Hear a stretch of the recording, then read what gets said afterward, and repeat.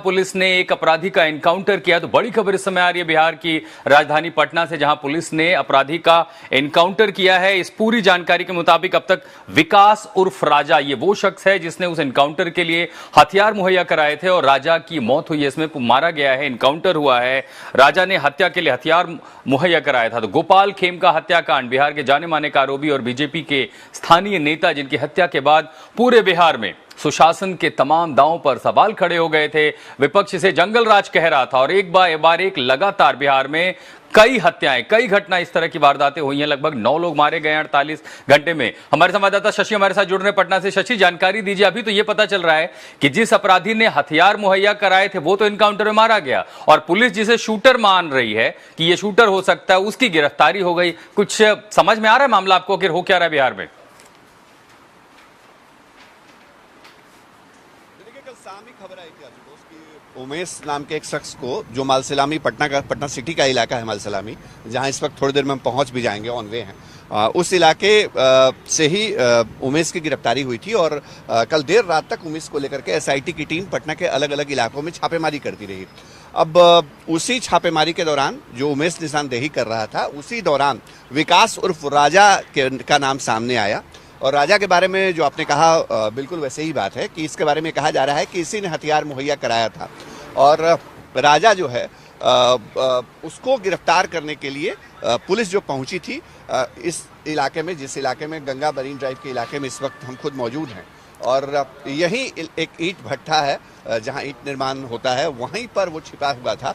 और जो जानकारी है उसके मुताबिक पुलिस ने जब दबिश दी तो उसने पुलिस पे पहले काउंटर फायर किया और जवाबी फायरिंग में एनकाउंटर में जो राजा है वो मारा गया है। ये official confirmation Bihar police headquarter ने कर दिया है। पहली बात, उसके बॉडी को एनएमसीएच में पोस्टमार्टम के लिए भेजा गया है। लेकिन कई किरदार इसमें भी और आएंगे, जैसी जानकारी हमारे सोर्सेज बता रहे हैं। इसमें देखिए, कल पटना का कोतवाली इलाका है, वहाँ उदयगिरी अपार्टमेंट है, बहुत वीआईपी लोग उसमें रहते हैं। उसमें एक कारोबारी का एक फ्लैट है, अशोक साव नाम बताया जा रहा है, जो 601 नंबर फ्लैट है। वहां भी कल रात को पुलिस पहुंची थी और दबिश दी थी वहां पे। तो कनेक्शन बहुत सारे हो सकते हैं। एक कारोबारी के फ्लैट पे छापेमारी, कुछ राजनेताओं के नाम की भी चर्चा है, हालांकि हम उस पर अभी नहीं जाना चाहेंगे। लेकिन जो स्थिति है इस हाई प्रोफाइल मर्डर केस में, वो चुनौती बनी हुई थी आशुतोष सरकार के लिए।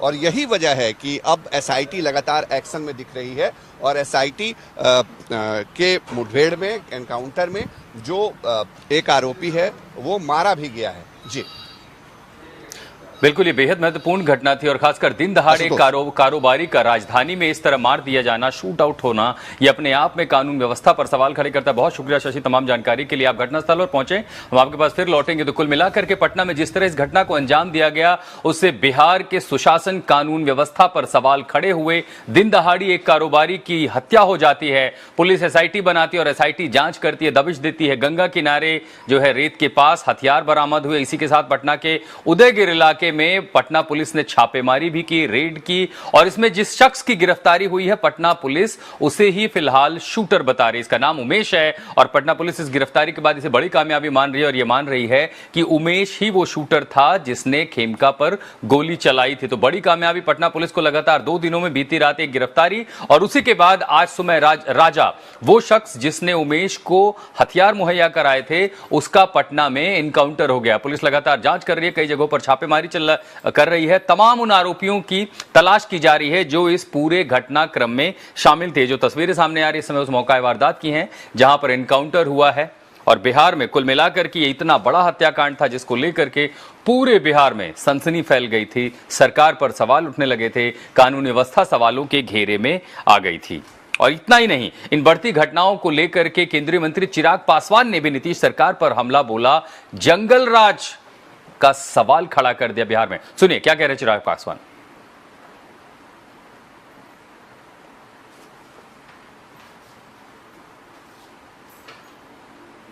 थोड़ा सा ब्रीफ कर दिया जाए, थोड़ा सा कम करते हैं। यहाँ से कितने लोग हिरासत में लिए गए? डिटेंशन किया गया। विजय और कितने लोग हैं? कितने लोग हैं इसमें? पकड़ा गया ना, शूटर मैम पकड़ा गया, शूटर पकड़ा गया है।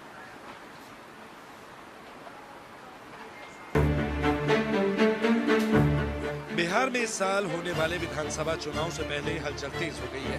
केंद्रीय मंत्री और लोक जनशक्ति पार्टी रामविलास के अध्यक्ष चिराग पासवान ने साफ कर दिया है कि उनकी पार्टी राज्य की 243 विधानसभा सीटों पर अकेले चुनाव लड़ेगी। उन्होंने छपरा के राजेंद्र स्टेडियम से नव संकल्प महाभारत में ये ऐलान किया, जिससे एनडीए के अंदर भी उथल पुथल मचने के आसार है। सुन लीजिए चिराग पासवान का बयान। ये षड्यंत्र रचा जाता है कि किसी भी तरीके से चिराग पासवान को बिहार न आने दिया जाए, और ये भ्रम की स्थिति ये लोग बनाते हैं।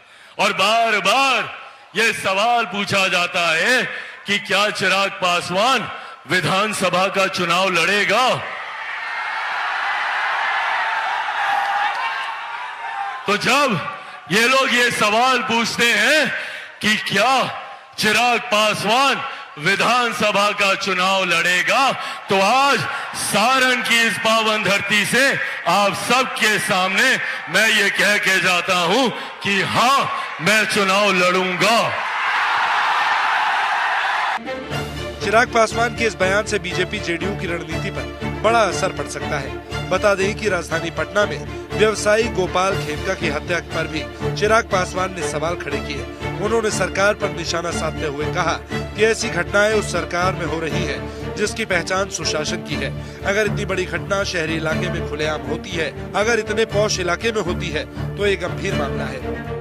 जिस तरीके से बिहार में अपराध बढ़ा है, लॉ एंड ऑर्डर जिस तरीके से ध्वस्त हुआ है, और मैं सिर्फ एक व्यापारी की हत्या को लेकर ही नहीं बोल रहा हूँ, ये तो चिंता का विषय ही है, क्योंकि एक ऐसी जगह पर ये घटना घटी है खुलेआम, जो पटना का एक पौष इलाका है। मेरे लिए चिंता का विषय है कि मैं जिस सरकार का समर्थन कर रहा हूँ, और मैं दुखी हूँ इस बात से कि जो सरकार सुशासन के लिए जानी जाती थी, वो सरकार में अगर इस तरीके से आपराधिक घटनाएं बढ़ेंगी तो विपक्ष को तो बोलने का मौका मिलेगा ही।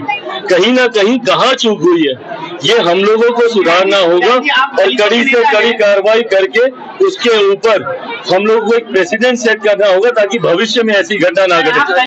चिराग ने बिहार में डोमिसाइल नीति लागू करने की बात दोहराई और महागठबंधन सरकार के समय इसे खत्म किए जाने पर भी सवाल उठाए। उन्होंने आरक्षण पर घेरते हुए कहा कि अब जब तक चिराग पासवान जिंदा है, तब तक न आरक्षण और न ही संविधान को कोई खतरा है। अब देखना होगा कि चिराग पासवान के इस बड़े ऐलान के बाद यहाँ खेमका हत्याकांड के बाद ही बिहार सरकार पर सवाल उठ रहे थे, तो वहां नालंदा में डबल मर्डर हो गया। और इस घटना के बाद से लेकर के अगर 48 घंटे में अकेले देखो तो बिहार में हत्या की लगभग ऐसी 9 घटनाएं हुई हैं। और इसी के साथ साथ ये भी पूछा जा रहा है कि आखिर सुशासन के उन दावों का क्या हुआ। नालंदा में पुलिस की आंख के नीचे डबल मर्डर कैसे हुआ, ये रिपोर्ट देखिए।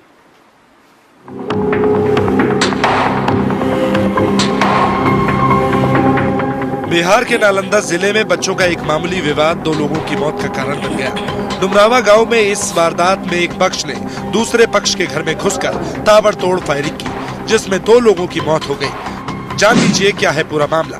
जानकारी के अनुसार बच्चों के बीच में हुए छोटे विवाद के बाद दोनों पक्षों में कहासुनी शुरू हो गई, जो एक हिंसक झड़प में बदल गई। इस दौरान एक पक्ष ने अचानक हमला करते हुए दूसरे के घर में घुसकर गोलियां बरसा दी। मौके पर ही अन्नू कुमारी और हिमांशु कुमार की मौत हो गई। मामले पर डीएसपी ने क्या कुछ कहा, वो सुनवाते हैं। मारपीट के क्रम में गोली चलाई गई है, जिससे 2 बच्चों, एक अन्नू उम्र करीब 12-13 वर्ष और एक हिमांशु उम्र करीब 15 वर्ष की मृत्यु हो गई, हत्या कर दी गई है। उसके आलोक में तुरंत हम लोगों ने त्वरित कार्रवाई करते हुए जो लोगों ने ये घटना की थी, उसमें से नवलेश, आदेश समेत कुछ 7 लोगों को अभिरक्षा में लिया है। इस घटना के बाद दीपनगर थाना क्षेत्र की पुलिस मौके पर पहुंची और मामले की जांच शुरू कर दी। मौके पर मौजूद लोगों के मुताबिक झगड़ा अचानक उग्र हो गया और किसी को अंदाजा नहीं था कि मामला इतना खतरनाक इस कानून व्यवस्था को लेकर इस घटना से सब सकते हैं। क्या कह रहे हैं, आपको सुनवाते हैं। आज कौन सुरक्षित है बिहार में? ना डॉक्टर सुरक्षित है, ना इंजीनियर सुरक्षित है, ना कारोबारी सुरक्षित है, ना किसान की बेटी सुरक्षित है, ना किसान सुरक्षित है, ना मुखिया सुरक्षित है, ना भाजपा के नेता हो या और कोई दल के नेता हो, कोई सुरक्षित नहीं है। लगातार हत्या हो रही है। पुलिस खुद सुरक्षित नहीं है, पुलिस का एनकाउंटर हो रहा है। आखिर इस राज्य में सुरक्षित कौन है? भयावह स्थिति है। बिहार में जितने कारोबारी हैं उनको डर लग रहा है, बाहर निकलने से डर लग रहा है। आपको सीधे पटना लिए चलते हैं, जहां पर एनकाउंटर हुआ है। राजा नाम का वो आरोपी जिसने हथियार मुहैया कराए थे, उसका पुलिस ने एनकाउंटर किया। सीधे आपको लिए चलते पटना। शशि भूषण हमारे संवाददाता वहां मौजूद है। जो हथियार है उसी ने मुहैया कराया था और जो उसकी मुठभेड़ में यहाँ पर जो मौत है वो हुई है। आप लोग कब से हैं यहाँ, कुछ बताएंगे क्या? यहीं पे एनकाउंटर हुआ था सर। ये पुलिस के अधिकारी हैं, कुछ बोल नहीं रहे हैं, हालांकि ये यहीं पे हैं इस वक्त। और ये पूरा इलाका जो सुनसान इलाका है, यहीं पर अपराधी छिपे हुए थे। फिर एक बार कहेंगे सहयोगी नदीम से दिखाएं, ये देखिए, ये जो ईंट भट्टे का चिमनी होता है वो है। अभी फिलहाल बारिश का मौसम है, इसलिए ईंट का निर्माण कार्य बंद था, इसीलिए इस जगह को छिपने का ठिकाना बनाया विकास उर्फ राजा ने। और पुलिस के साथ एनकाउंटर में वो ढेर हो गया है। एक बार थोड़ा सा ऊपर चढ़ेंगे और यहाँ से दिखाने की कोशिश करेंगे कि ये किस तरह का इलाका है ऊंचाई से, कि यहाँ से देखिए, ये सहयोगी नदीम दिखाएं थोड़ा सा। ये देखिए, ये पूरी तरह से छिपने के लिए मुफीद जगह थी और इसी वजह से यहाँ जो है वो विकास उर्फ राजा छिपा। हालांकि पटना पुलिस और एसआईटी शूटर उमेश की निशानदेही पर यहाँ पहुंची और यहीं पर मुठभेड़ हुई और मुठभेड़ में विकास उर्फ राजा ढेर हो गया है। पटना पुलिस इस हाई प्रोफाइल मर्डर केस में कब ऑफिशियली खुलासा करती है, इस पर हमारी नज़र बनी हुई है और हम कोशिश लगातार कर रहे हैं ग्राउंड रिपोर्ट के जरिए दिखाने की, बताने की कि दरअसल पुलिस के लिए भी कितनी बड़ी चुनौती रही। और जो पुलिस के लोग हैं वो लगातार छापेमारी कर रहे थे। और यहाँ देखिए, इस जगह पर हम दिखाने की कोशिश करेंगे पूरा, हालांकि पीछे आबादी है, माल सलामी का इलाका है पीछे, लेकिन जहाँ से ये ईंट भट्टा उद्योग, ये प्लांट लगा हुआ है, इसके बाद गंगा का किनारा आ जाता है और यही ठिकाना बनाया अपराधियों ने छिपने के लिए, जहां पुलिस एनकाउंटर में विकास उर्फ राजा को मार गिराया गया है। सहयोगी कैमरा पर्सन नदीम आलम के साथ शशि भूषण, पटना सिटी, आज तक।